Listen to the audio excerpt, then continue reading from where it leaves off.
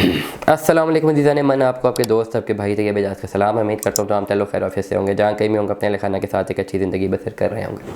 Channel को like करें, subscribe करें, कमेंट करें, हिट द बेल आइकन करना मत भूलिएगा। डिस्क्रिप्शन पे व्हाट्सअप नंबर्स मौजूद हैं, आप रब्ता कर सकते हैं। ब्लू वर्ल्ड सिटी क्या फ्लॉप हो जाएगा, ये एक सवाल है जी। ब्लू वर्ल्ड सिटी क्या फ्लॉप हो जाएगा, क्या इस पर इन्वेस्टमेंट करनी चाहिए कि नहीं करनी चाहिए। आज मेरे क्लाइंट से बात हो रही थी तो उनसे डिस्कशन चल रही थी। उन्होंने कहा यार मुझे तो लग रहा है फ्लॉप हो जाएगा। मैंने कहा क्यों फ्लॉप हो जाएगा, ये बाद में आके बोलेंगे जी प्लॉट ही नहीं है, या कहेंगे जी सारा एलिमिनेट कर देंगे। तो मेरा एक जवाब था कि अगर पैसा जो है सिर्फ आपका डूबेगा, लोगों ने इतने करोड़ रुपए की इन्वेस्टमेंट्स की हुई हैं, कहते उनका भी डूब जाएगा। बात समझ आती है, चलें ठीक है, आपका पॉइंट ऑफ व्यू ठीक है कि आप समझते हैं कि सबका पैसा डूब जाएगा।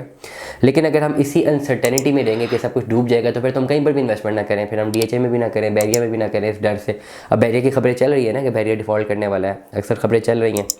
बड़े बड़े हाउसिंग प्रोजेक्ट्स हैं, पार्क व्यू है, कैपिटल स्मार्ट सिटी है।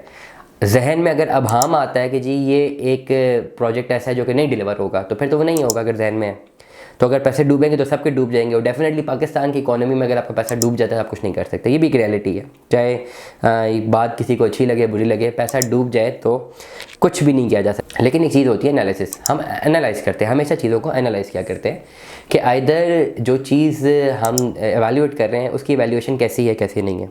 अगर तो कोई हाउसिंग प्रोजेक्ट हो ना और उसमें जो है सिर्फ 100-150 कनाल पे हो, 200 कनाल पे हो, ठीक है, 500 या 1000 कनाल पे हो, उसमें इन्वेस्टमेंट 100 लोगों ने की हो, 150 या 200 लोगों ने की हो इन्वेस्टमेंट, ठीक है, और वो डूब जाए तो मेक सेंस कि ठीक है यार 150-200 लोगों ने पैसे इन्वेस्टमेंट की थी, कोई ख़ास इसमें जो है इनको पकड़ने वाला कोई है ही नहीं, तो वो डूब गया पैसा, ठीक है। उसमें कोई ख़ास लिटिगेशन में भी लोग नहीं जाते, 150-200 बंदों ने क्या कर लेना है किसी का।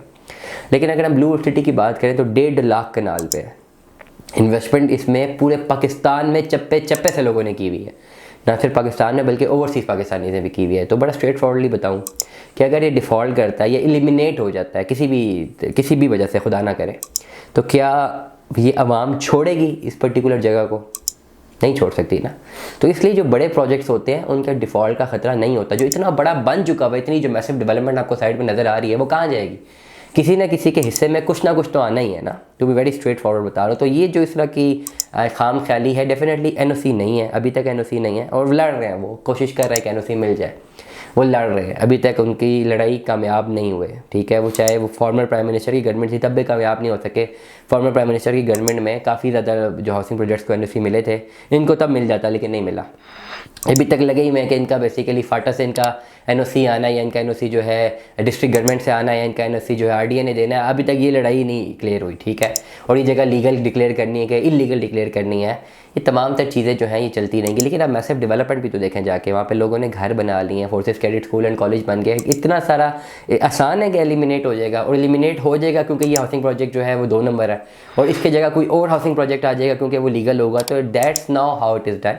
डेफिनेटली ब्लू वर्ल्ड सिटी के पास अपनी ज़ाती ज़मीन मौजूद है जिसके ऊपर जो है ये कंस्ट्रक्शन करवा रहे हैं ना। और साथ नज़ीर साहब ने कहा भी था कि अगर हमें बिल्कुल ही एनओसी ना दिया गया तो हमारे पास रजिस्ट्री तो मौजूद है, हम रजिस्ट्री करा देंगे, हम जो डेवलपमेंट के चार्जेस हैं वो नहीं लेंगे, जो डेवलपमेंट हमने इंफ्रास्ट्रक्चर तैयार किया है जिसका प्रॉफिट हमें मिलना चाहिए वो हम नहीं लेंगे, ज़मीनें तो ट्रांसफ़र करवा देंगे।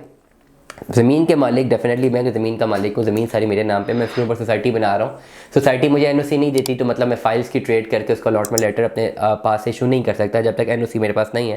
लेकिन ज़मीन तो मेरे पास नाम है ना, मैं ज़मीन किसी और के नाम पे ट्रांसफ़र कर देता हूँ। जो ख़रीदे वो अपने पब्लिकली अपना घर बना ले, डोमेस्टिकली अपना घर बना ले, छोटे छोटे घर बन जाए, ठीक है। तो ये एक तरीका होता है। हमेशा जब बड़े प्रोजेक्ट्स बन रहे होते हैं उनके लिए प्रॉब्लम्स भी आती हैं, बहुत ज़्यादा आती हैं। ब्लू वर्ल्ड सिटी के लिए तो बेताशा प्रॉब्लम्स आई हैं, लेकिन वो आहिस्ता आहिस्ता अगर साबित कदमी से चल रही हैं तो इट मीन्स कि वो किसी न किसी तरह डिलीवर होने की तरफ जा रही हैं। बहुत सारे ऐसे हाउसिंग प्रोजेक्ट्स और भी हैं जिनका नाम आया इस लिस्टों में कि जी वो नहीं डिलीवर होने वाले, तो अभी तक उनकी साइड पे भी जाएं तो कुछ भी नहीं हुआ, ना काम नज़र आ रहा है, बल्कि वो फ्लॉप नज़र आ रहे हैं। उन पर लिटिगेशन ही लिटिगेशन चल रही है।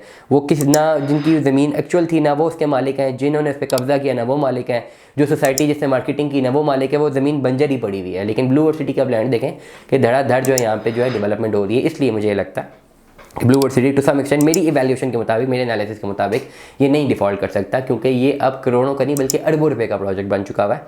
और मेरी और आपकी अगर स्टेक्स की हम बात करें तो बहुत 0.02% स्टेक भी नहीं होगा इस पूरे के पूरे वेंचर में, लेकिन काफ़ी ज़्यादा लोगों का अच्छा खासा पैसा इन्वॉल्व है। और ऐसा मुमकिन नहीं है कि एक शहर आबाद होने के लिए आए और पूरे मुल्क में काफ़ी ज़्यादा लोग उसमें पैसा इन्वेस्ट करें, लाखों लोग इन्वेस्ट करें और उसके बाद फिर वो बोलें कि जी ये डिफ़ॉल्ट हो गया है, चला गया है। मेरा नहीं ख्याल कि शायद इतना भी जो है कानून में जो है वो एक अदम एतमाद रह चुका हमारे मुल्क में, इतना भी नहीं रह चुका हुआ। और कानून भी मौजूद है, लोग भी मौजूद हैं, डेवलपर्स भी मौजूद हैं, बिजनेस भी मौजूद है, बिजनेस करने वाले भी मौजूद हैं, बिजनेस करवाने वाले भी मौजूद हैं। एनीवेज दुआ में याद रखिएगा, अपना बहुत सारा ख्याल रखिएगा। Stay tuned with us. अल्लाह हाफ़िज़।